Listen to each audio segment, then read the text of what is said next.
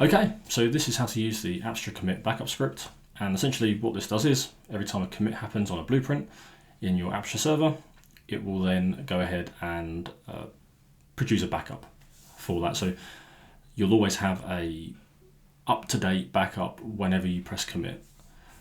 So it is important to note that you still should do regular backups though, because if you don't do a commit for say a month or two, then you could be losing a lot more than just the blueprint information. So make sure you still do regular backups. And for this to work also, well, to do the installation process, either Apstra needs internet access temporarily to download some packages, or they need to be transferred on manually, as well as the repo as well. So in terms of getting it working, it's relatively simple. So first of all, I'm going to go ahead and clone the repository. So this is my Apstra server here. I'm going to go ahead and commit, and it takes me in there. And first thing is we've got a couple of requirements we need to install. So we're going to be doing pip install and then requirements. And this case actually is pip 3. So there we go. So I've actually already got those installed, but that's all the dependencies that we need. So then for the environment variables, or for things like passwords, you are actually going to need the .m file, or you can pass in the environment variables just by setting them. So doing on like a Mac, or sorry, in Linux you do export. And then these are the passwords that you need, or the details that you need. So you've got the Apstra username, the Apstra password, and you've got the remote username for the backup server, and then the remote password. Or alternatively, you can use SSH keys as well if you'd rather that.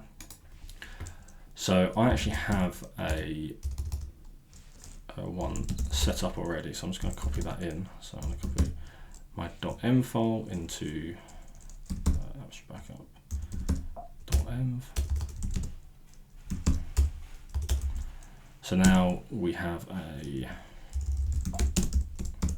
so my .m file looks very similar to what we just saw, but everything is admin in my case in terms of username and password. So after we've done that, we then are going to have to create a configuration file. So config file is relatively straightforward.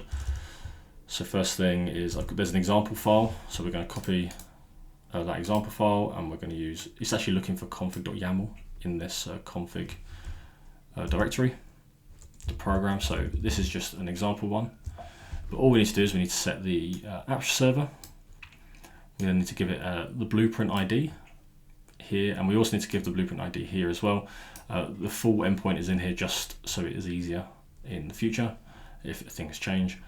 And then data center 1, so this is just an optional name, I just gave it because it will then append that to the backup, so just so you know which blueprint has triggered the backup to happen. You can also add multiple blueprints, so if you've got multiple blueprints in Apstra server that you'd like this to happen for, you add them here. In terms of the backup script, this at the moment is actually not needed. You don't need to worry about this. And then the transfer method, SCP is the only one supported at the moment, and then you just give it the host and the port. So I actually have a config file here, which I'll copy over. So I'll delete everything from this one.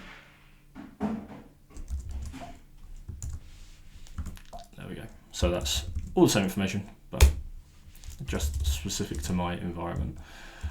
So once you've done that, you're then ready to go. So the only thing we need to do is, it does need to run a sudo, the script, because the AOS backup script requires it to be you have to escalate to run that. And then -e is just so that the environment variables are then passed through as well when running it as sudo. So here we go. So the first one, so it's authenticated and it's got the first run, so it's getting the first blueprint revision. The backup has then successfully been completed. Here's all the SCP details, and you can see that the backup process has been completed. So if I then go to the host where the backup has happened, we'll see that we now have a new one here. So this will be this one here. So it's triggered by data center 1. If I go to my Apstra instance and I decide to, let's just say I roll back to a previous version, I'm going to go ahead and commit that change. Press commit. Now what will happen is Apstra will continue. Well, the program will continue to poll every 30 seconds. And once that 30 seconds is up, it will see that it will compare the revision received back from the API versus what is already stored. And then once that happens, the backup process will start again. So here we are. We've got the successfully polled, so a new revision was detected. So it was one object has changed, and then the backup process has happened, and again it's been successfully transferred. And there you go. So that is how it works, and that would just continue to run. I mean, you'd run this in the background normally, and that's you just make sure you keep an eye on resources, make sure you're happy with it running on the Apstra server, and that is